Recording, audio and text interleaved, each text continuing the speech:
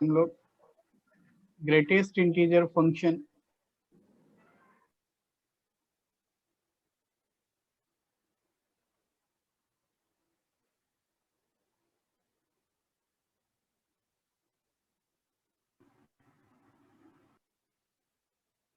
Sir 5 से 6:15 तक है। बढ़िया 1 hour 15 minutes गुड। सर और आधा घंटा सुबह का। सर सुबह का आधा घंटा नहीं सर, 8:15 को क्लास स्टार्ट हुआ था। हाँ जो भी हो, हमारा आधा घंटा तो लॉस हुआ ना। और 8:30 को खत्म हो गया। समझ में तो आता नहीं है सर। और हम सर लोग ज्वाइन लैपटॉप पे करते नहीं 8 पढ़ाते बजे हैं पर सर। सर 8:15 पर पढ़ाते हैं। सर बोर्ड पे पढ़ाते हैं सर, अभी तक लैपटॉप पे नहीं पढ़ा रहे। सर कुछ समझ नहीं आया। ये दिखाई ही नहीं दे रहा क्या एकदम? नहीं सर, कुछ सर दिखाई कुछ नहीं देता। दिखाई नहीं दे रहा, अच्छे से सुनाई नहीं दे रहा, क्या करें सर? बाकी सब कुछ हो रहा है, दिखाई सुनाई नहीं दे रहा।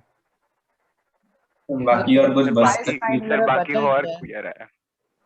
चलिए ठीक है। सर पर इंग्लिश और कंप्यूटर क्लास आसान से हो जाता है। हाँ इंग्लिश कंप्यूटर हो जा रहा है। चलिए वो लोगों को 1 साल का एक्सपीरियंस है। चलिए धीरे धीरे इनको भी हो जाएगा। Any real number x can be written as greatest integer x, थोड़ा बहुत आइडिया आपको है ग्रेटेस्ट इंटीजर का, plus fractional part of x। देखिए इसको बोलते हैं greatest integer of x, greatest integer of x, और इसको बोलते हैं फ्रैक्शनल पार्ट ऑफ x।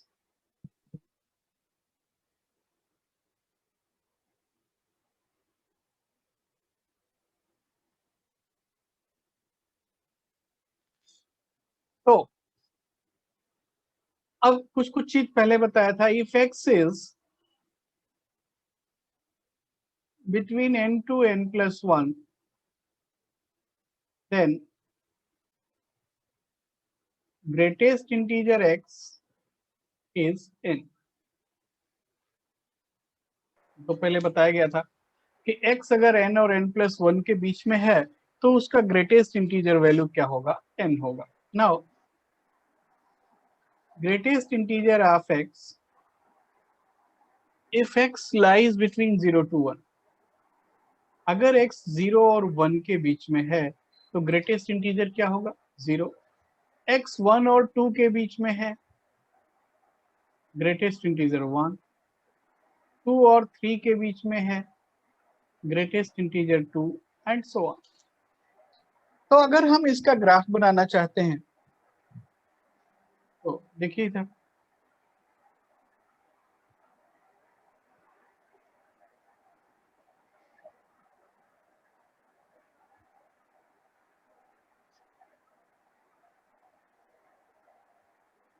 ये रहा। When x is 0 to 1, जब x 0 और 1 के बीच में है तो देखिए y का वैल्यू, y क्या है? y which is greatest integer x is 0। तो 0 से 1 में ऐसा हो गया y इक्वल टू 0। ठीक है। 1 to 2 क्या है? y equal to 1। 2 to 3 क्या है?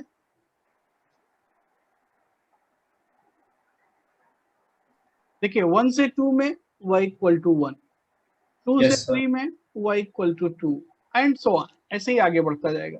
बैक साइड में आओगे तो -1 से 0 के बीच में ग्रेटेस्ट इंटीजर क्या होगा? y equal to -1। ठीक, तो ये ग्रेटेस्ट इंटीजर फंक्शन का ग्राफ है। इसमें डाउट है किसी को?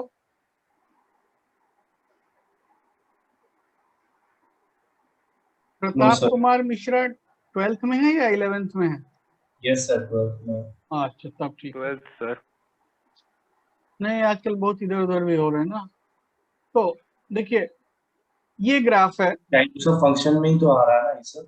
हाँ टाइप्स ऑफ फंक्शन टॉपिक के अंदर ही है ना ये सर? हाँ ये सब उसी में चल रहा है अभी। तो y equal to -1 from -1 to 0, Then 0 to 1 y equal to 0, 1 to 2 y equal to 1 and 2 to 3 y equal to 2 and so on. ऐसे ही आगे बढ़ता रहेगा. तो अब इसका डोमेन क्या दिख रहा है? R. R. All real numbers. All real number. Range क्या है? Integers. Z या फिर सेट ऑफ इंटीजर्स. इसमें डाउट है किसी को? No sir. अच्छा, अब ये 1 फंक्शन है या मेनी वन फंक्शन है? ग्राफ देख के क्या लगता है? ये फंक्शन मेनी वन. बहुत सारे वैल्यूज पे वैल्यू सेम है, तो ये फंक्शन क्या है? मेनी वन है. अच्छा, इनटू है या अनटू? अगर f is R to R लिखते हैं. Sir into.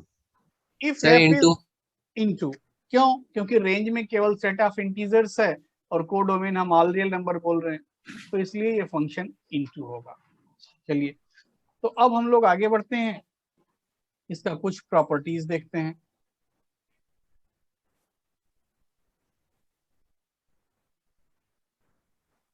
सर आपका आवाज अटक रहा है थोड़ा थोड़ा. अटक रहा है? Yes sir. Yes sir. अटक रहा है भाई. Yes sir. आप क्या ऐसा केबल यूज कर रहे हैं कि सर जियो? नहीं, जियो तो नहीं यूज कर रहे हैं. फिर अटक रहा है सर. वाईफाई बारिश वारिश हो रहा है क्या? नहीं, कैनाल रोड तो एकदम बहुत फर्स्ट क्लास है, बढ़िया मौसम है. अभी सर ठीक है. अभी ठीक आ रहा है? Yes sir. अच्छा ठीक है, देखते हैं, बोलिएगा. अगर थोड़ा सा भी प्रॉब्लम होगा तो चेंज कर देंगे. यस सर, हुआ फिर से. अभी प्रॉब्लम हुआ. प्रॉब्लम हो रहा है? सर वॉइस में ये थोड़ा सर हो बीच गया. बीच में हो रहा है. अच्छा भाई, प्रॉब्लम क्रिएट कर रहा है. माइनर प्रॉब्लम है. हाँ, माइनर प्रॉब्लम है छोटा सा सर. प्रॉब्लम. अच्छा अच्छा. सर आप तो पूछते हैं. सर फिजिक्स में तो 8 बंद करके पढ़ा था. देखिए, अभी देखते हैं. इसको मैंने चेंज किया यहाँ से. Yes sir. तो greatest integer x plus y equals to greatest integer x plus greatest integer y. ऐसा हम तब लिखते हैं, हमेशा नहीं लिखते हैं. इफ, ध्यान दीजिएगा, इफ एटलीस्ट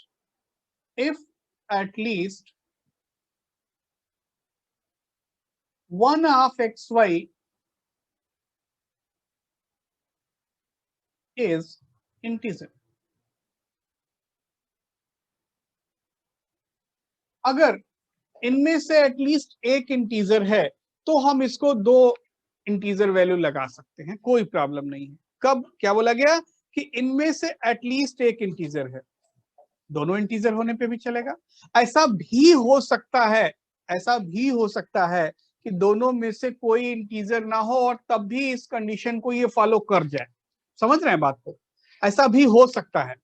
बट अगर एटलीस्ट एक इंटीजर है तब ये जरूर होगा. कहने का मतलब समझिए कि अगर एटलीस्ट एक दोनों में से इंटीजर है तब हम इसको जरूर लिख सकते हैं. बाकी केसेस में लिख भी सकते हैं, नहीं भी लिख सकते हैं, वो केस पे डिपेंड करेगा. बट इस केस में हम जरूर लिख सकते हैं. If at least one of xy is integer. अगर पता चल गया कि दोनों में से एक इंटीजर है तब हम जरूर लिख सकते हैं. समझ रहे हैं बात को? Yes sir. अच्छा, ग्रेटेस्ट इंटीजर ऑफ -x, इसका वैल्यू क्या होगा? थोड़ा ध्यान देना है. यहाँ पे हमने आपको बताया था कि ग्रेटेस्ट इंटीजर ऑफ 2.3 क्या होता है? 2. एंड ग्रेटेस्ट इंटीजर ऑफ -2.3 क्या होता है? -3. ठीक है, तो हमको क्या समझ में आया कि अगर x का ग्रेटेस्ट इंटीजर अल्फा है तो -x का क्या होगा? -अल्फा -1. वो तो समझ में आया. अच्छा, एक चीज और देखेंगे कि ग्रेटेस्ट इंटीजर 2 अगर 2 है अगर क्या 2 ही होता है, ग्रेटेस्ट इंटीजर 2 होता है और ग्रेटेस्ट इंटीजर -2 क्या होता है, -2 होता है। तो अब इतना देख के हमको इतना तो पता चल गया कि अगर x इंटीजर है तो इसको minus of greatest integer x लिखा जा सकता है if x belongs to integer. देखो अगर x इंटीजर है तो ग्रेटेस्ट इंटीजर -x को minus of greatest integer x लिखा जा सकता है। इसमें कोई डाउट? No sir. अच्छा, अगर x अदर देन इंटीजर है, if x is other than integer, integer नहीं है तो लाइक 2.3, तो 2.3 का ग्रेटेस्ट इंटीजर 2 है और -2.3 का -3 है, तो -3 को माइनस ऑफ 2 -1 लिख सकते हैं नहीं? तो ये वैल्यू होता है minus of greatest integer x -1। ध्यान देना कि अगर x इंटीजर है तो बिल्कुल एक नेगेटिव सामने लगा देंगे, और अगर x अदर देन इंटीजर है तो यही वैल्यू होगा बट -1 हो जाएगा। क्यों? उसका रीजन हम बहुत कायदे से समझ चुके हैं कि 6.7 इसका ग्रेटेस्ट इंटीजर होता है 6 और -6.7 का ग्रेटेस्ट इंटीजर क्या होता है, -7। ठीक है, तो ये क्लियर है? Yes sir. अच्छा, आगे बढ़ते हैं हम। नेक्स्ट रिजल्ट,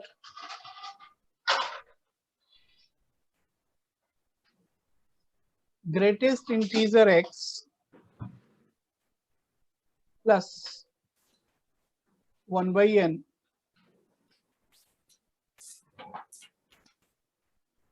प्लस 2/n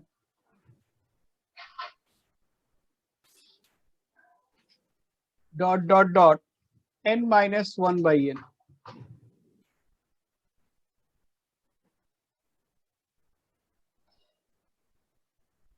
ये रिजल्ट होता है equal to greatest integer of nx। ध्यान से देखिए, greatest integer x plus greatest integer x plus 1/n plus greatest integer x plus 2/n and so on, greatest integer x plus n - 1/n equals to greatest integer nx। ठीक है, देखिए ऐसा क्यों होता है एक बार समझ लेते हैं।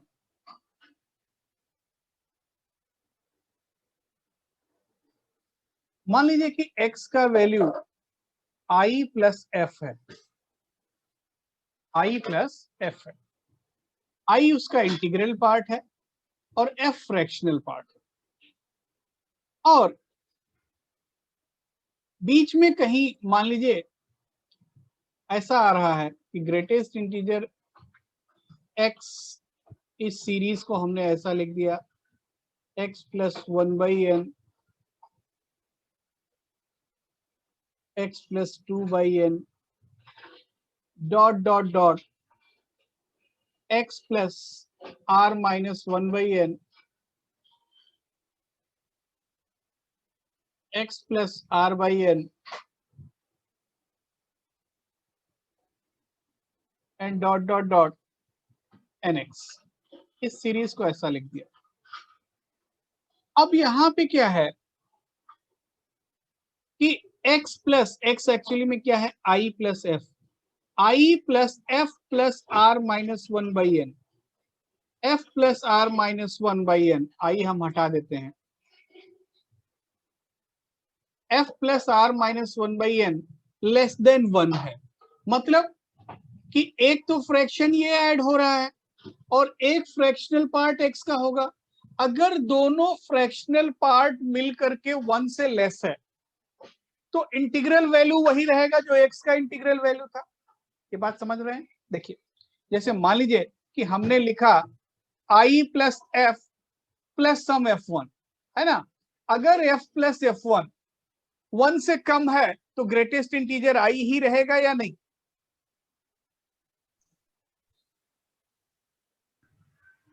देखिए यस सर। और अगर f प्लस f1 1 से ग्रेटर हो गया तब ग्रेटेस्ट इंटीजर क्या हो जाएगा? i plus 1। Very good. तो अब हमने इसको ऐसा किया कि भाई जहां पे दोनों फ्रैक्शन का सम 1 से लेस है और नेक्स्ट टर्म में हमने मान लिया, एज्यूम कर लिया कि नेक्स्ट टर्म में 1 से ज्यादा है, कहीं तो होगा और नहीं होगा तो नहीं होगा। तो मान लीजिए कि ये 1 से कम है और ये 1 से ज्यादा है, तो यहां से क्या मिला? n into f less than n minus r plus 1 मिला या नहीं? इसको थोड़ा सिंप्लीफाई कर लीजिए। और यहां से क्या मिला? n into f greater than n minus r. Check करो पहले। Yes sir. अब यहां से फाइनली लिख सकते हो कि n into f n minus r से बड़ा होगा और n माइनस आर प्लस 1 से छोटा होगा। इतना बात हमको पता चल गया और हमने इसको साइड में रख दिया। अब ये भी मालूम है कि r प्लस 1/n तक का और फ्रैक्शनल पार्ट x का मिलकर के 1 से लेस है और इसके आगे 1 से ज्यादा है। तो सीरीज का सम क्या लिखोगे? लेफ्ट साइड में ग्रेटेस्ट इंटीजर x कितना होगा? i होगा या नहीं? 1/n is again i, 2/n i up to r minus 1/n। यहां तक क्या होगा? क्योंकि यहां तक भाई r माइनस, ये फ्रैक्शन बढ़ता जा रहा है ना, 1/n 2/n 3/n r minus 1/n। तो इसके पहले जो भी फ्रैक्शनल पार्ट होंगे इससे तो छोटे होंगे, और अगर x का फ्रैक्शनल पार्ट और r माइनस 1/n का सम 1 से लेस है तो पहले भी सारे फ्रैक्शनल पार्ट का सम 1 से लेस रहा होगा या नहीं?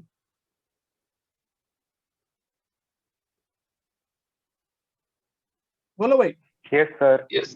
तो ये कहां तक आई होगा? यहां तक ग्रेटेस्ट इंटीजर क्या होगा? आई। मतलब कितने टर्म तक आई? एज्यूम किए? हाँ, हमने एज्यूम कर लिया कि यहां तक 1 से लेस है और जस्ट आगे में बढ़ गया 1 से। भाई कहीं तो होगा, हमने बीच में rth में ले लिया। तो मतलब अब कितने टर्म तक आई आएगा? r टर्म तक होगा या नहीं? क्योंकि x plus 0/n 1/n 2/n r minus 1/n कितने टर्म हो गए? r term. अब इसके बाद हर ग्रेटेस्ट इंटीजर का वैल्यू क्या होगा? क्योंकि अब दोनों फ्रैक्शन मिलकर के 1 से ज्यादा हो गया, आगे के टर्म्स में दोनों फ्रैक्शन मिलकर के 1 से ज्यादा हो गया। ठीक है, ये लास्ट वाला टर्म ढंग से लिखा नहीं है, इसको हम ढंग से लिख देते हैं, x plus n minus 1/n, है ना। तो अब इसके आगे दोनों फ्रैक्शन जब ऐड होंगे, मींस x का फ्रैक्शनल पार्ट और बगल वाला फ्रैक्शन, तो ये दोनों फ्रैक्शन मिलकर के 1 से ज्यादा होगा या नहीं? Yes sir. और अगर ज्यादा हुआ तो इंटीग्रल पार्ट कितना होगा? i plus 1। नेक्स्ट वाले का भी i plus 1, dot dot dot, last वाले का भी i प्लस 1, क्योंकि दो फ्रैक्शन मिलकर के 1 से ज्यादा हो सकता है और हमेशा 2 से कम होगा। तो ये कितना टर्म हुआ? ये कितना टर्म हुआ? n माइनस r का n माइनस r। अब इसका सम कितना हो जाएगा भाई? i प्लस i कितना टाइम आया? n times, means ni। 1 कितना टाइम्स आया?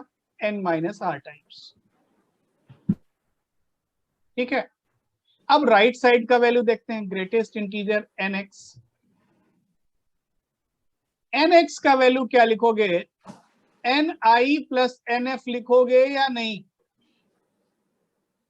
Yes sir. अब n इंटू आई तो इंटीजर है, हमने आपको बताया था थोड़ी देर पहले कि अगर दोनों में से एटलीस्ट एक इंटीजर है तो दोनों को सेपरेट किया जा सकता है, और n इंटू आई तो इंटीजर होगा, क्योंकि i इंटीग्रल पार्ट है और n तो नंबर ऑफ टर्म्स है, तो ये इंटीजर हो गया। अब nf का रेंज क्या था, n माइनस आर से लेकर के n माइनस आर प्लस 1, तो मतलब ये हो गया ni plus n minus r. ये राइट साइड का वैल्यू है, ये लेफ्ट साइड का वैल्यू है, ठीक है। सर लास्ट 3 नंबर स्टेप और एक बार देखिए n इंटू एक्स का वैल्यू कितना हुआ, ni प्लस nf। x क्या है, x है i प्लस f, x है i प्लस f, तो nx क्या हुआ, ni प्लस nf। हमने अभी आपको थोड़ी देर पहले बताया था कि greatest integer x plus greatest integer y, अगर दोनों में से एटलीस्ट एक इंटीजर कंफर्म हो जाए तो तुरंत इसको ब्रेक कर देना, ऐसे, ठीक है। और यहाँ एक इंटीजर कंफर्म हो गया, कौन कंफर्म हो गया, n इंटू आई। n क्या है, n number of terms which is integer, i क्या है, i x का इंटीग्रल पार्ट है, ये भी इंटीजर है, तो इसका इंटीजर होना तो कंफर्म हो गया, और अगर इसका इंटीजर होना कंफर्म हो गया तो हमने दोनों को अलग अलग कर दिया। ये बात ठीक। n इंटू एफ का रेंज पहले निकाला था कि n इंटू एफ जो है वो n माइनस आर से तो बड़ा है लेकिन n माइनस आर प्लस 1 से छोटा है, तो इसका ग्रेटेस्ट इंटीजर कितना होगा, lower limit n minus r. n minus r. ये हो गया राइट साइड का वैल्यू और ये था लेफ्ट साइड का वैल्यू, दोनों वैल्यू इक्वल आ रहा है, मतलब हमने जो रिजल्ट लिखा था वो रिजल्ट करेक्ट है, ठीक है। प्रूफ केवल एक बार समझना है, अदरवाइज प्रूफ बिल्कुल रिक्वायर्ड नहीं है, ये वेस्टेज है, लेकिन ये रिजल्ट जानना जरूरी है, ठीक है। x plus 1/n yes sir. 2/n up to n minus 1/n is nx। अभी भी अगर किसी को डाउट है तो बोलिए।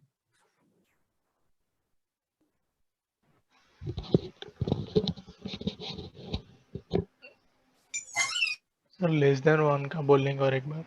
हाँ, f प्लस हमने बीच में एक r माइनस 1th, मतलब एक्चुअली में rth टर्म है, और r प्लस 1th, मतलब हमने यहाँ लिया कि x का जो वैल्यू है i प्लस f, तो ये दो फ्रैक्शन ऐड हो रहा है कि यहाँ बीच में कहीं हम यहाँ पे अटक गए कि इन दोनों फ्रैक्शन का वैल्यू 1 से लेस है और नेक्स्ट टर्म में 1 से ज्यादा हो जा रहा है, यही से स्टार्ट किया गया कि i plus f plus r minus 1/n, कि f plus r minus 1/n ये 1 से लेस है, यहाँ तक का ये देखो हमने पार्टीशन कर दिया। इसके पहले तक दो फ्रैक्शन, भाई एक्चुअली में हर टर्म में क्या हो रहा है, i plus f plus 2/n, यहाँ क्या हो रहा है, i plus f plus 1/n, मतलब दो फ्रैक्शन सब में ऐड हो रहा है या नहीं, बोलो। Yes sir. तो हमने यहाँ बाउंड्री खींच दिया, बाउंड्री बना दिया कि इसके पहले तक जो दोनों फ्रैक्शन मतलब f प्लस दूसरा वाला फ्रैक्शन r माइनस 1/n, दोनों फ्रैक्शन का सम 1 से लेस है। भाई अगर ये 1 से लेस होगा तो f plus r minus 2/n ये भी तो 1 से लेस होगा, क्योंकि ये तो छोटा क्वांटिटी है, ये बड़ा था, ठीक है।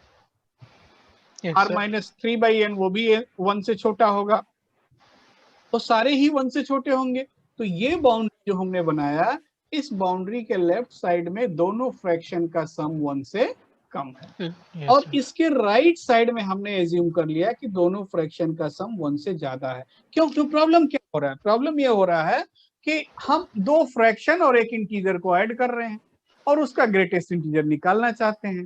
तो अगर दोनों फ्रैक्शन का सम 1 से लेस है तो ग्रेटेस्ट इंटीजर वही होगा जो पहले था, बट अगर दोनों फ्रैक्शन का सम 1 से ज्यादा हो गया तो ग्रेटेस्ट इंटीजर क्या होगा, जो पहले इंटीग्रल पार्ट था प्लस 1, ऐसा होगा या नहीं। Yes sir.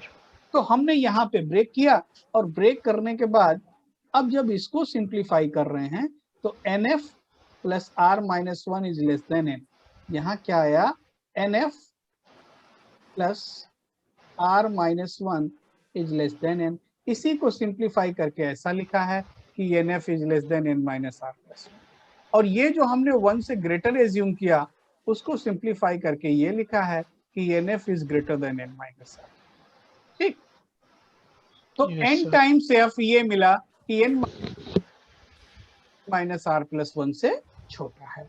मतलब कि अगर nf का ग्रेटेस्ट इंटीजर कोई निकालने को बोलता तो ऐसे केस में nf का ग्रेटेस्ट इंटीजर क्या होगा, n माइनस r होगा। ये बात ठीक है। Yes, sir. अब हम सबका ग्रेटेस्ट इंटीजर वैल्यू लिखना शुरू करते हैं। इसका i यहां तक i, और इसके बाद क्या हो रहा था, दोनों फ्रैक्शन मिल करके 1 से बड़ा हो जा रहा था। मींस अब इन पार्ट का I plus plus 1 i plus 1 इतना टाइम। ठीक है, कहां तक, यहां तक। Yes, तो अब sir. i r टर्म और ये आया n माइनस r टर्म, दोनों को ऐड करने से फाइनली क्या आ रहा है, ni i n टाइम्स और 1 n माइनस r टाइम्स, सो ni plus n minus r। अब राइट साइड देख, राइट साइड हमने लिख दिया था ग्रेटेस्ट इंटीजर nx, तो nx का वैल्यू क्या होगा, x है i प्लस f, तो nx क्या होगा, ni प्लस nf। इसको सेपरेट कर सकते हैं क्योंकि इसका इंटीजर होना कंफर्म हो गया, ni एक इंटीजर है, तो ni greatest integer plus nf greatest integer, ni का ग्रेटेस्ट इंटीजर ni और nf का ग्रेटेस्ट इंटीजर यहाँ निकाल चुके हैं, कितना, n माइनस r। और देखिए दोनों ही वैल्यू क्या आ रहा है, सेम आ रहा है। इसका मीनिंग क्या है, हमने जो रिजल्ट लिखा था वो एक वैलिड रिजल्ट है। बात समझ में आया? Yes, sir. अच्छा ठीक है, आगे देखिए एक और रिजल्ट है नंबर 4 कि ग्रेटेस्ट इंटीजर x, ध्यान दीजिएगा ग्रेटेस्ट इंटीजर x का बात कर रहे हैं, lies between x minus 1 to x। ये बात ठीक है या नहीं? ग्रेटेस्ट इंटीजर x हमेशा x से छोटा होगा और x माइनस 1 से बड़ा होगा। Yes sir. Yes sir. इसमें कितने लोगों को डाउट है? सर थोड़ा और एक बार सर, थोड़ा ग्रेटेस्ट इंटीजर x, देखिए ग्रेटेस्ट इंटीजर x माइनस 1 से बड़ा होगा और x से छोटा होगा। देखिए सुनिए सुनिए थोड़ा सा, कोई अगर कहता है कि x minus greatest integer x, ये क्या है, ये फ्रैक्शनल पार्ट है या नहीं? Yes sir. इसको फ्रैक्शनल ऑफ x लिख सकते हैं या नहीं? अरे भाई लिख सकते हैं, यस सर। क्योंकि तो अब फ्रैक्शनल ऑफ x होता है बिटवीन 0 टू 1, ध्यान दीजिएगा बिटवीन 0 टू 1 होता है या नहीं? अरे फ्रैक्शनल पार्ट यस सर होता है। Okay, yes sir. So x minus greatest integer x lies between 0 to 1। x को इस साइड लाएंगे, so minus x minus greatest integer x 1 minus x, और अगर हम एक माइनस मल्टीप्लाई कर दें तो क्या दिखा, greatest integer x lies between x minus 1 to x। तो यहाँ पे क्या लगेगा, इक्वलिटी। बात समझ में आया? पहले मैं आपसे पूछने वाला था इक्वलिटी कहाँ लगा दूं, लेकिन अभी तो प्रूव हो गया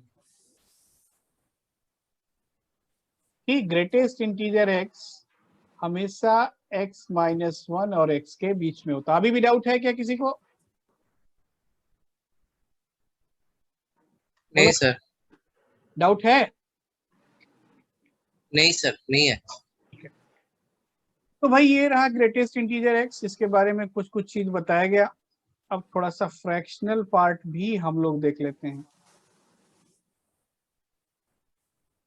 नेक्स्ट है फ्रैक्शनल पार्ट ऑफ x।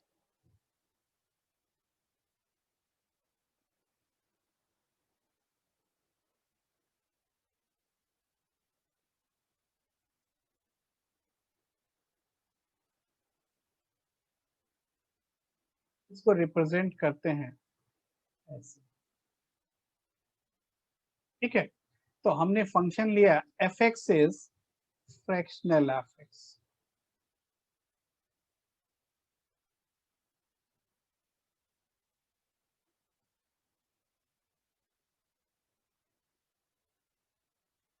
तो f(x) अगर फ्रैक्शनल ऑफ x है और इसका ग्राफ वगैरह बनाना चाहते हैं तो चलिए लिखते हैं कि फ्रैक्शनल ऑफ एक्स को लिख सकते हैं x minus greatest integer x, दोनों बात एक ही है या नहीं। तो यहाँ पे क्या हुआ कि अगर x, वही स्टोरी जो पहले से था, पहले हमने किया था कि अगर x 0 और 1 के बीच में है तो तब ग्रेटेस्ट इंटीजर x क्या होगा, 0, मतलब fx का वैल्यू x होगा। चेक करो पहले, when x is 0 to 1 then fx is x, and if x is 1 to 2 then fx is x minus 1, if x is 2 to 3 then fx is x minus 2, ठीक है भाई, and so on. Check करो पहले इतना बात clear है या नहीं क्लियर है। हाँ सर। अब हम इसका ग्राफ बनाएंगे। देखिए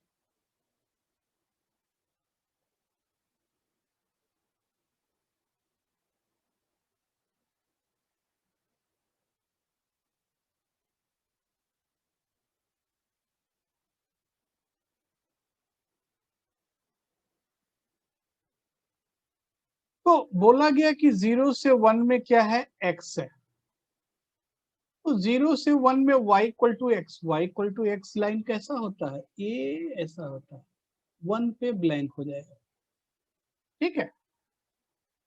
और अगर हम यहाँ पे वैल्यू चेक करते हैं तो ये वैल्यू कितना होता है, ये पॉइंट का कोऑर्डिनेट क्या होगा, 0,1, ठीक है। 1 से 2 में ग्राफ प्लॉट करने में थोड़ा भी प्रॉब्लम हो रहा है, तो 1 से 2 में देखो 1 पे वैल्यू क्या है, एट x इक्वल टू 1, 1 माइनस 1 0, और 2 पे क्या है, 2 पे क्या है, जब x को 2 पुट करोगे 1, मतलब बिल्कुल ऐसा ही ग्राफ होगा, यही वाला ग्राफ 1 यूनिट राइट में शिफ्ट हो गया, ऐसा समझिए कि यही वाला 1 यूनिट राइट में शिफ्ट हो गया। 2 to 3 क्या होगा, 2 to 3 क्या होगा, x माइनस 2, 2 पे वैल्यू डाला 0, 3 पे वैल्यू डाला 1, मतलब अब यही जो 1 यूनिट शिफ्ट था अब यही 2 यूनिट शिफ्ट हो जाएगा। 3 to 4 में क्या होगा, फिर एक और यूनिट शिफ्ट हो जाएगा। समझ रहे हैं बात को। 0 से 1 में y इक्वल टू एक्स, 1 से 2 में बनाना है y equal to x minus 1, y equal to x minus 1 line 1 पे क्या वैल्यू देगा, मान लो y equal to x minus 1 हम प्लॉट करना चाहते हैं, at x equal to 1 y क्या है 0, at x equal to 2 y क्या है 1, तो y equal to x minus 1 1 से 2 तक प्लॉट करना है, 1 पे 0 है वैल्यू, 2 पे 1, तो ऐसा ही होगा ना या कुछ और होगा, नहीं सर होगा। अब ऐसे ही अगर 2 से 3 प्लॉट करना चाहते हैं तो 2 से 3 में मान लो, चलो हम यहाँ पे y equal to x minus 2 लिखते हैं, at x equal to 2 y क्या है 0, at x equal to 3 y क्या है 1, मतलब 0 से 1 तक वाला ही ग्राफ बार बार रिपीट हो रहा है, ठीक है। तो 2 से 3 में मिल गया y equal to x minus 2, 3 से 4 में क्या हो जाएगा value, y equal to x minus 3, और 0 से 1 में क्या होगा, y इक्वल टू एक्स, और पीछे भी ऐसा होगा, -1 से 0, -1 से 0 में फंक्शन का वैल्यू क्या होगा बोलो, ये थोड़ा गलत बना है, 1 तक जाएगा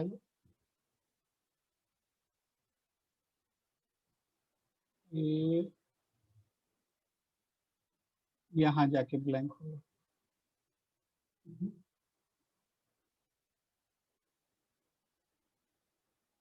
बोलो इस लाइन का इक्वेशन क्या है, इस लाइन का, ये तो था y equal to x,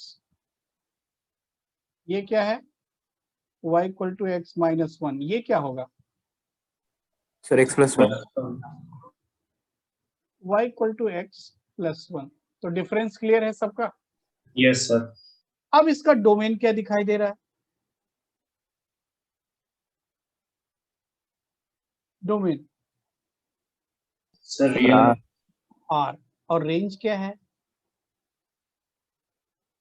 minimum value क्या दिख रहा है हर ग्राफ में? मिनिमम वैल्यू 0, और मैक्सिमम क्या है? मैक्सिमम 1 से लेस है। 1 तो नहीं है, 1 नहीं बोल सकते, मैक्सिमम 1 से लेस है। तो रेंज को हम 0 to 1 लिख दें, कोई दिक्कत? No sir. ये फंक्शन 1 1 है या मेनी 1 है? Sir many one. Sir many one. अगर हम f r लिखते हैं तो इनटू है या अनटू है? Sir into. Into. Sir into. Sir into. बिल्कुल ठीक है। into sir. अब इसके बाद दो फंक्शन और बचते हैं, exponential function and logarithmic function. ठीक है, इनके बारे में हम जानते हैं, फटाफट इनको भी रिवाइज कर लेते हैं, ऐसा नहीं है, इनको भी क्यों छोड़ा जाए भाई। सर बोलो। सर वो लिंक भी समझ में नहीं है। कौन सा? सर लिंक समझ में नहीं है। ये वाला सर लिंक लेंथ तो रेंज कैसे लिए समझ नहीं आया। क्या कैसे लिए? Sir range. Range range. ये देखो, कोई भी एक पकड़ लो, क्योंकि एक ही ग्राफ तो बार बार रिपीट हो रहा है ना। Yes, sir. अगर हम एक लाइन ड्रा करते हैं, ध्यान दो, एक लाइन ड्रा करते हैं इन सबको ज्वाइन करता हुआ, तो y का वैल्यू क्या है? मैक्सिमम। ये लाइन है y इक्वल टू 1, तो ग्राफ क्या है? y इक्वल टू 0 और y इक्वल टू 1 के ही बीच में है ना हमेशा। Yes sir. मिनिमम वैल्यू क्या है? 0, और मैक्सिमम 1 से जस्ट लेस है। तो maximum Yes, is just less than 1 and minimum is greater than. समझ में आ गया। अच्छा चलो ठीक है। एक्सपोनेंशियल फंक्शन,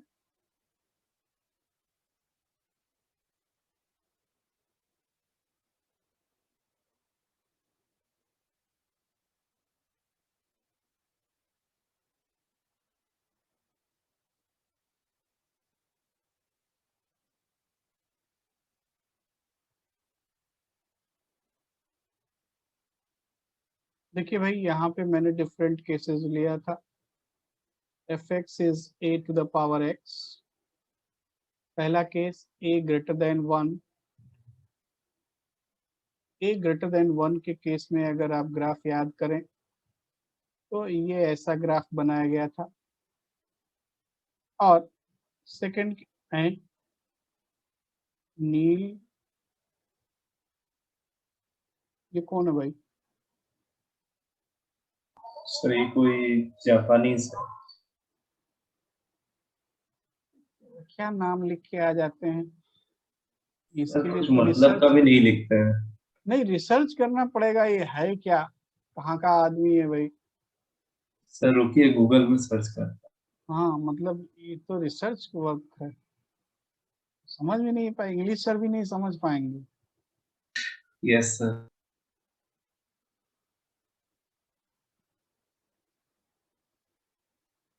तो इंग्लिश सब कोई सर गूगल भी दिखा दिया, उसको भी नहीं पता है। गूगल को भी, तब तो इसको कैंसिल कर देने में समझदारी है, इसको रिजेक्ट कर देने में समझदारी। जब गूगल को नहीं पता है जो चीज, आम इंसान के बस का काम है। देखिए ऐसा डिस्कस किया गया था कि a ग्रेटर देन 1 के केस में y equal to a to the power x ऐसा होता है, और फ्रैक्शन के केस में ऐसा होता है। इसका डोमेन क्या दिख रहा है? All real number. और रेंज क्या है? बोलो। मिनिमम वैल्यू कहां जा रहा है? 0 to infinity. 0 to infinity. ठीक है, ये बात क्लियर? इस फंक्शन को हम पढ़ चुके हैं भाई पहले लॉग में।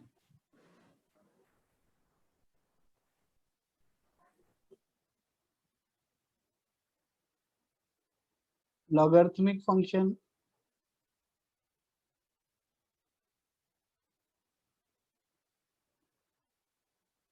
लॉग फंक्शन का भी ग्राफ बनाया गया था, समझाया गया था कि ए ग्रेटर देन 1 में इंक्रीजिंग होता है और ए लेस देन 1 में डिक्रीजिंग होता है। ए ग्रेटर देन 1 में ऐसा ग्राफ होता है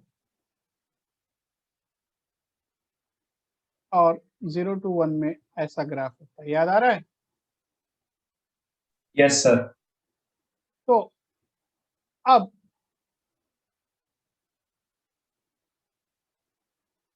y equal to log x base a, इसका डोमेन क्या है? 0 to infinity. x greater than 0, ये हो गया डोमेन। और रेंज क्या होगा?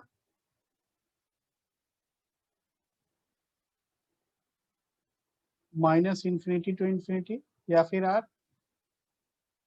भाई जो इसका डोमेन था वो इसका रेंज होगा, जो इसका रेंज था वो इसका डोमेन होगा, क्योंकि हमने आपको क्या बताया था कि एक्सपोनेंशियल फंक्शन को दूसरे साइड से जब लिखते हैं तो क्या हो जाता है?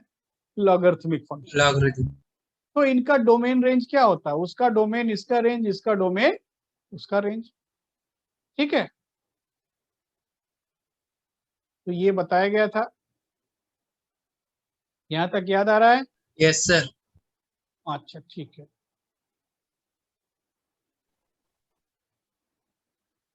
अब कुछ कुछ चीजें और बताई गई थी, एक बार हम फिर से रिवाइज करा देते हैं। For domain light of 1/fx, इसके लिए क्या कंडीशन लिखते हैं? fx not equal to 0। ठीक है, डोमेन निकालने के लिए अगर 1/fx का निकालना हो तो क्या लिखते हैं? fx not equal to 0। Under root fx अगर है तब क्या लिखते हैं? पॉजिटिव। Greater than 0। अगर मान लीजिए कि ऐसा है 1/√fx, तब क्या लिखते हैं? fx greater than 0। खाली ग्रेटर देन 0। खाली ग्रेटर देन 0। मान लीजिए कोई ऐसा लिखा है log fx बेस a, तब क्या लिखते हैं? fx greater than 1। Greater than 1 क्यों? सर 0 से 1 और 1 से ग्रेटर होगा। क्यों? log fx base a, base कुछ कांस्टेंट गिवन होगा। ठीक है, अगर ऐसा बोला गया तो fx ग्रेटर देन 0 इतना सफिशिएंट है। ठीक है, अब अगर मान लीजिए ऐसा है log fx बेस gx, तब क्या कंडीशन लिखोगे? अब बोलो। Sir fx greater than 1, gx not equal to 1। fx greater than 0, gx greater than 0 and gx not equal to 1। But बात समझ में आया? yes sir। किसी को कोई कंफ्यूजन? अच्छा चलिए एक और देखते हैं। Under root log fx base से क्या लिखोगे?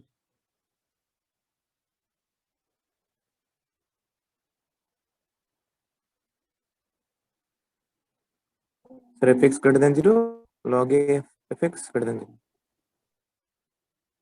fx greater than 0 और sir x greater than 0 log fx greater than 0 x greater than 0।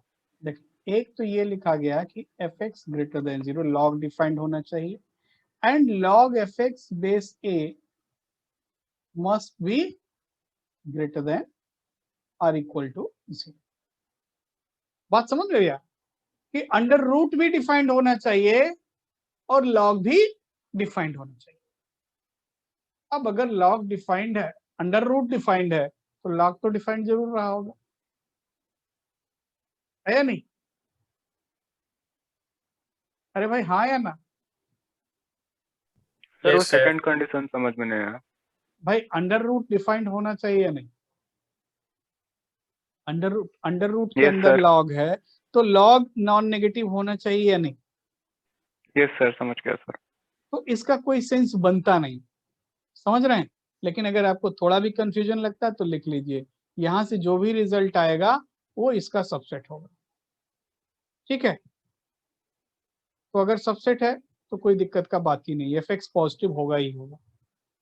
ठीक है, अगर log fx base a positive है तो fx पॉजिटिव के लिए ही होगा ना। और अगर थोड़ा भी कंफ्यूजन है आप लिख लीजिए fx positive and this value is non negative. ठीक है, इतना बात समझते हैं या कोई डाउट है? बोलिए भाई। No sir, clear. क्लियर है। तो क्योंकि अब कुछ कुछ क्वेश्चन करना पड़ेगा, ठीक है, तो क्वेश्चन हम लिखते हैं।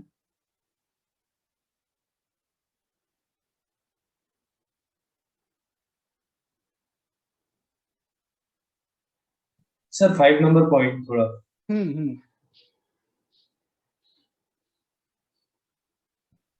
5 नंबर Yes, पॉइंट sir. क्या है? log fx base gx। मतलब fx पहले तो log डिफाइंड होना चाहिए।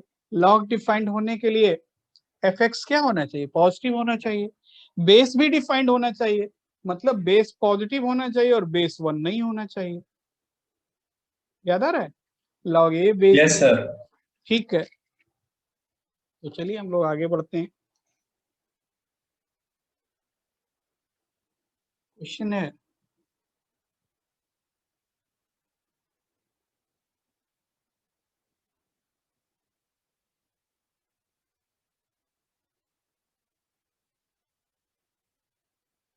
find domain of function 1 by log 1 minus x base 10 plus under root x plus 2। इसका डोमेन निकालना है।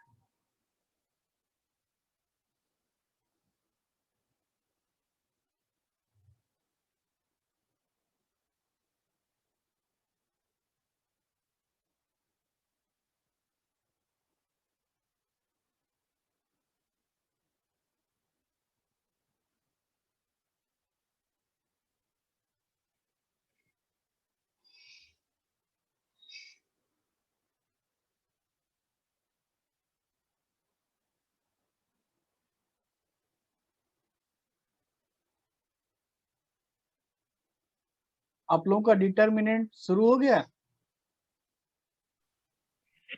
सर डिटरमिनेंट का एक ही क्लास है सर। अच्छा, एक मतलब शुरू हो गया ना? यस हाँ, सर, सर। अभी अभी हुआ है। ठीक है,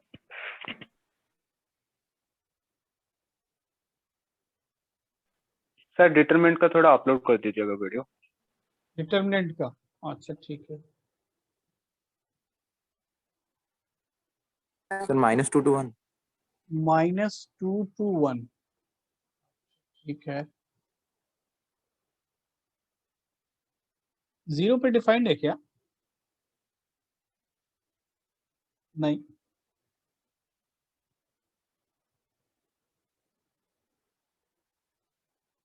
ध्यान दो, थोड़ा सा ध्यान दो, हो जाएगा। पहले तो log डिफाइंड होना चाहिए, मतलब 1 minus x should be positive. चलो ठीक है, समझ में आ गया। log 1 minus x base 10 should not be equal to 0। ये 0 नहीं होना चाहिए। ये बात समझ में आया? ये तो log डिफाइंड होने का पार्ट हुआ। अंडर रूट डिफाइंड होने का पार्ट क्या है? अंडर रूट ये वाला कब डिफाइंड है कि x प्लस 2 क्या होना चाहिए? Greater than or equal to 0। तो यहां से क्या मिला? x less than 1। और यहां से क्या मिला? 1 minus x not equal to 1 means x not equal to 0।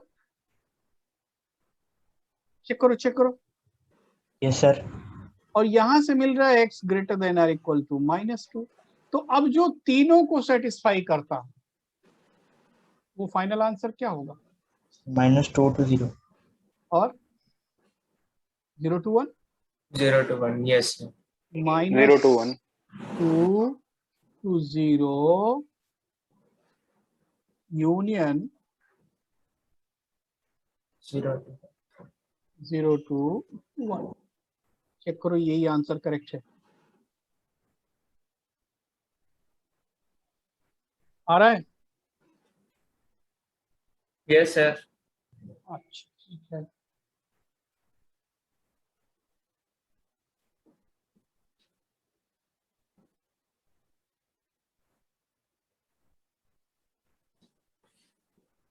Find domain of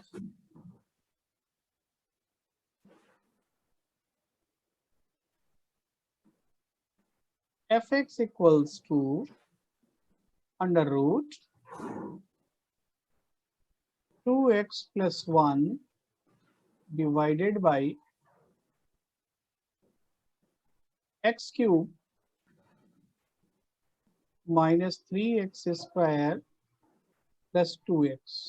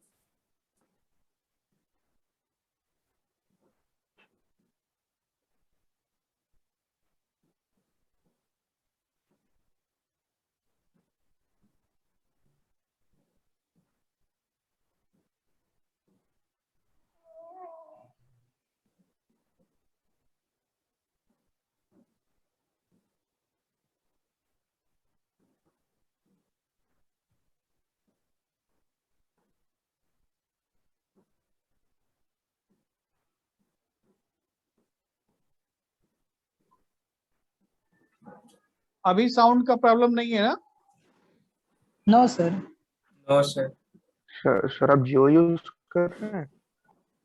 कभी जियो यूज कर रहे हैं, कभी रेलटेल यूज कर रहे हैं, कभी एयरटेल यूज कर रहे हैं। तीनों ट्राई करके देखते हैं, लेकिन बेस्ट जियो ही जा रहा है।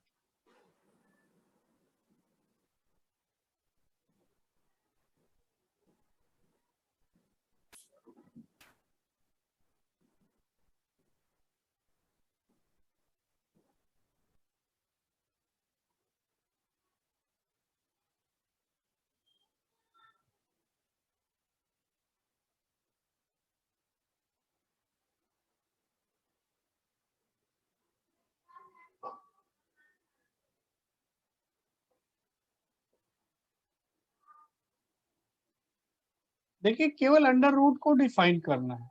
सर 0 से 1 और 2 से इंफिनिटी। चलो कुछ तो आपने किया है। Sir minus infinity to minus 1/2 union 0 to 1 union 2 to infinity। Yes ये करेक्ट है।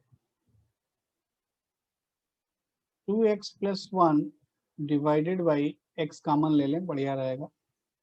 x square minus 3x plus 2, या फिर इसको आप लिख सकते हो 2x plus 1 बाई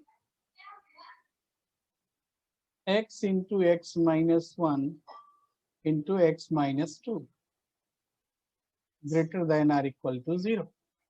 जहां पे न्यूमरेटर 0 है, जहां पे डिनोमिनेटर 0 है, वहां वहां ब्रेक करना है। तो सबसे पहला पॉइंट मिला माइनस हाफ, माइनस हाफ के बाद 0, देन 1, देन ब्रेक करने के बाद ऐसे इंटरवल हमने बना लिया और साइन चेक किया, प्लस माइनस प्लस माइनस। तो सॉल्यूशन क्या क्या मिला? माइनस हाफ से लेस वैल्यू, मतलब ये सॉल्यूशन है माइनस हाफ से लेस। ठीक है, अब देखना हाफ पे इक्वलिटी माइनस हाफ पे हो सकता है? हाँ हो सकता है, तो इसको इंक्लूड कर लिया। देन 0 to 1 0 पे इक्वलिटी नहीं हो सकता, इसको इंक्लूड नहीं करोगे। 0 to 1। अच्छा 2 पे भी इक्वलिटी नहीं हो सकता, नहीं करोगे ऐसे। फाइनल आंसर क्या लिखोगे? हाफ केवल इंक्लूड हुआ, क्योंकि 0 कब होगा? ये जब न्यूमरेटर 0 हो। याद आ रहा है? 0 कब होगा? जब न्यूमरेटर 0 हो। तो फाइनल आंसर क्या लिखोगे? Minus infinity to minus half, half को हमने इंक्लूड कर लिया, union 0 to 1 union 2 to infinity। Check करो भाई।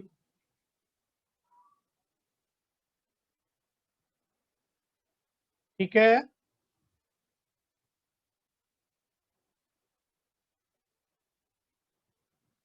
Hello, Yes, sir. कुछ बोल नहीं रहे हैं। अच्छा ठीक है, चलिए आगे बढ़ते हैं।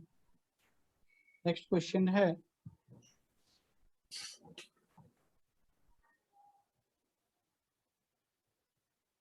Find domain of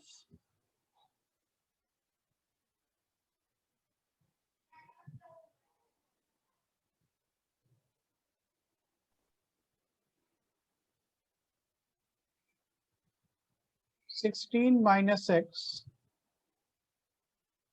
c 2x - 1 plus 20 - 3x p 4x - 5।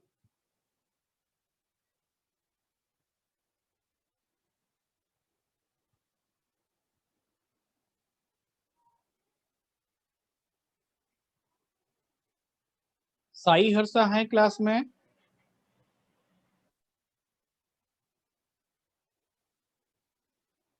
P Sai Harsha sir वो क्लास में है है? सर है। पता नहीं चल रहा इसलिए मैं पूछ रहा हूँ। हाँ सर वो है। क्यों सर, क्या हुआ सर? नहीं, पी साई हर्षा। सर पिद्दी शेपी। अच्छा सर उसने क्यों कुछ सर, किया है क्या? उससे क्या काम है? किया, अरे मैं ऐसे ही चेक कर रहा हूँ भाई, पी साई हर्षा कहाँ है? बहुत दिन हो गया, मैंने आवाज नहीं सुना। यस सर, फिजिक्स सर भी ढूंढ रहे थे तो नहीं मिल रहा है आजकल। हाँ, कहाँ पाए जाते हैं भाई? आगे उड़ीसा के बरहमपुर डिस्ट्रिक्ट में। सर वो बरहमपुर में। बरहमपुर में? ठीक है, बरहमपुर में रहे, ठीक है, ज्यादा बीच वगैरह पे जाने का जरूरत नहीं है। Yes sir. सर वहाँ पे पुलिस खड़ा हो ब्रिज के पास। यस, तो देखिए एनसीआर, इसको ये एफएक्स है, ये एफएक्स है। एनसीआर कब डिफाइंड होता है? एक बार मैंने डिस्कस किया था इस चीज को। NCR sir 16 - x greater then 2x - 1 और दोनों सर पॉजिटिव।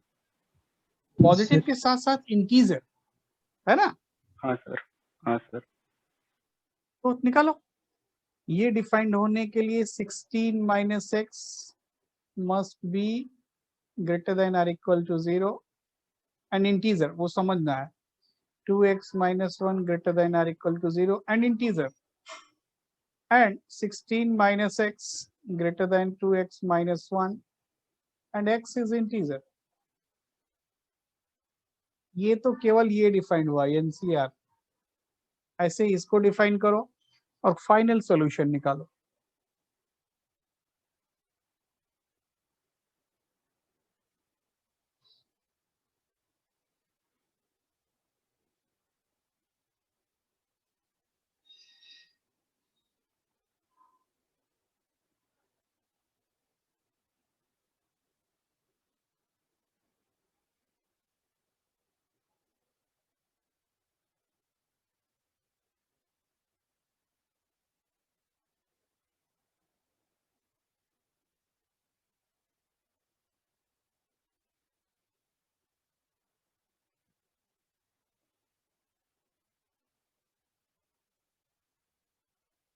यहां से क्या आया? x लेस देन और equal to 16, x greater than और इक्वल टू हाफ, और यहाँ क्या मिला? 3x लेस देन और इक्वल टू 17। ठीक है भाई? सर 2 और 3। यस, सर खाली 2 और 3 आ रहा है। Only 2 and 3।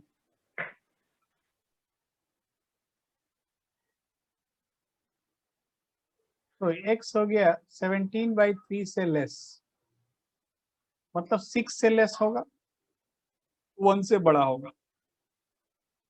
ठीक, इसको डिफाइन करोगे So 20 minus 3x greater than or equal to 0. तो x क्या मिला? 20/3. 4x minus 5 greater than or equal to 0. So x greater than or equal to 5/4. And 20 minus 3x greater than or equal to 4x minus 5. So 7x less than or equal to 25. So x less than or equal to 25/7. तो final answer क्या मिला? 25/7 का मतलब 3 point something से कम, 1 से बड़ा। और यहाँ क्या मिला था? 1 से 6 तक, 1 से 5 तक। ठीक है, यहाँ क्या मिला था?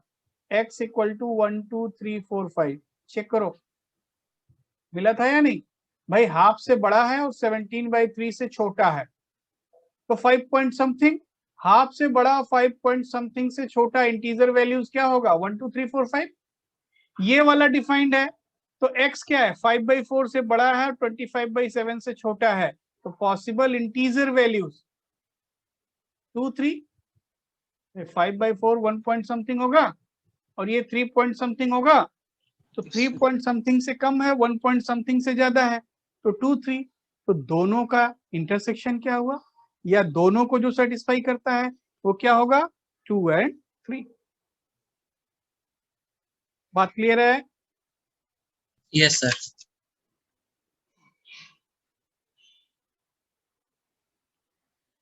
थोड़ा लिख लेंगे। हाँ लिख लीजिए, लिख लीजिए, लिख लीजिए।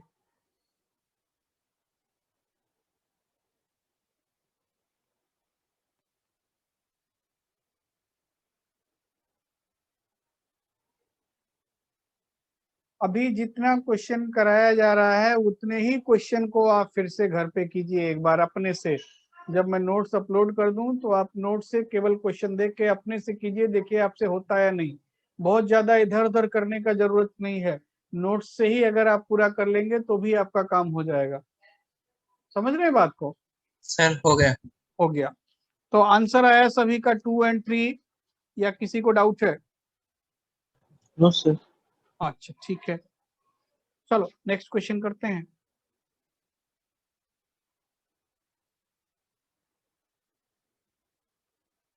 फाइंड डोमेन ऑफ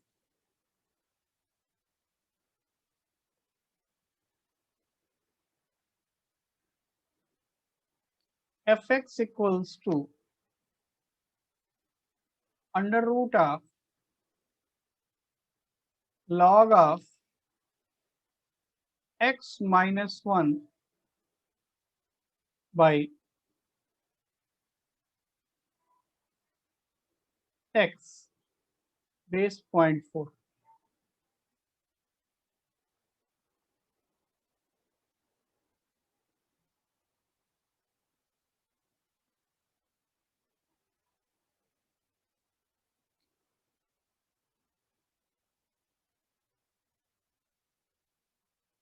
ये लॉग में है और ये बेस का value.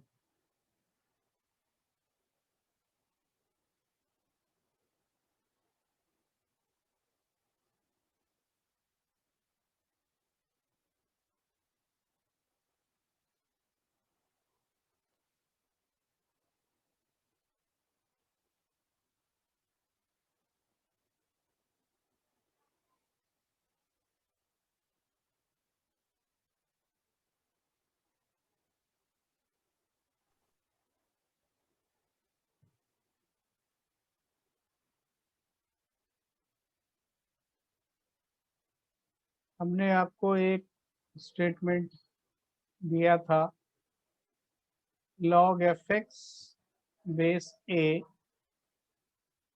is positive if fx is positive, fx is greater than 1 and a is greater than 1, or fx between 0 to 1 and a is between 0 to 1।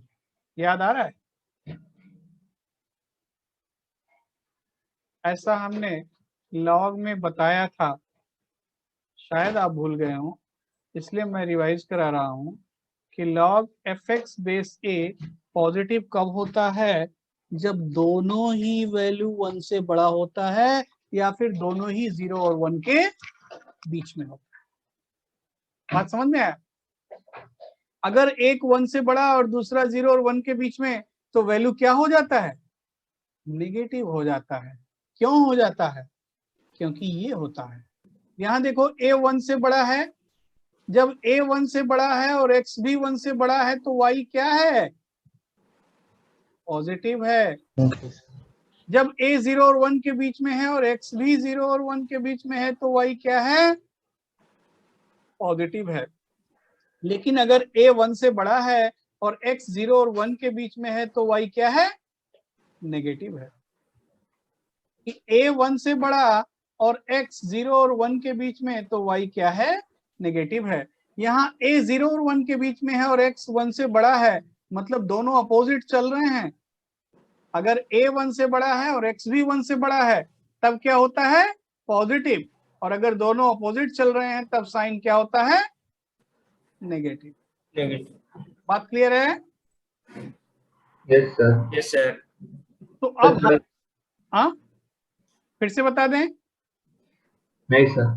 अच्छा देखिए, अब हम क्वेश्चन पे आ जाते हैं। क्वेश्चन क्या कह रहा है कि लॉग ऑफ समथिंग, मतलब हमको क्या लिखना चाहिए कि लॉग ऑफ समथिंग मतलब x minus 1 by x base 0.4 must be greater than or equal to 0 होना चाहिए। नहीं भाई, लॉग पॉजिटिव कब होगा? बेस क्या है? 0 और 1 के बीच में है, मतलब ये वैल्यू भी 0 और 1 के बीच में होना चाहिए। होना चाहिए या नहीं? और 1 पे इक्वलिटी लगा देना चाहिए। पॉजिटिव होने के लिए 0 to 1 और 0 होने के लिए इक्वल टू 1, तो इसलिए 1 पे इक्वलिटी लगा दिया। बात समझ में आया या नहीं? क्योंकि log fx बेस से पॉजिटिव कब होगा? जब ये और ये दोनों ही 0 to 1 के बीच में हो या दोनों 1 से बड़ा हो। तो बेस तो कंफर्म हो गया, ये तो बोल रहा है कि मैं 0 और 1 के बीच में हूं, मतलब ये वैल्यू भी 0 और 1 के बीच में होना चाहिए। अभी क्लियर है? Yes sir. तो अब भाई इसको सॉल्व कर लीजिएगा और आंसर निकाल लीजिएगा। Sir 1 to infinity। 1 to infinity, ठीक है।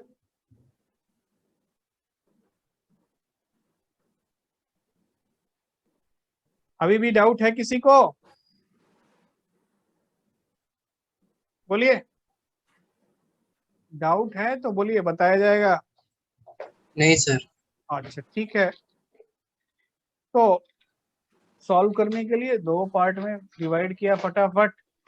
पहला x minus 1 by x greater than 0, चलिए ब्रेक कर लिया। कहाँ कहाँ? 0 1 पे, 1 से ग्रेटर के लिए पॉजिटिव नेगेटिव पॉजिटिव। और दूसरा x minus 1 by x minus 1 less than 0, चलिए इनको भी कर लिया। माइनस x कर लिया, minus 1 by x less than or equal to 0, minus से मल्टीप्लाई कर दिया। So 1 by x greater than or equal to 0। इसका सोल्यूशन क्या है? x greater than or equal to 0। तो राइट साइड का सोल्यूशन है x greater than or equal to 0, left side का सोल्यूशन है x less than 0 and x greater than 1। तो दोनों का कॉमन क्या आएगा?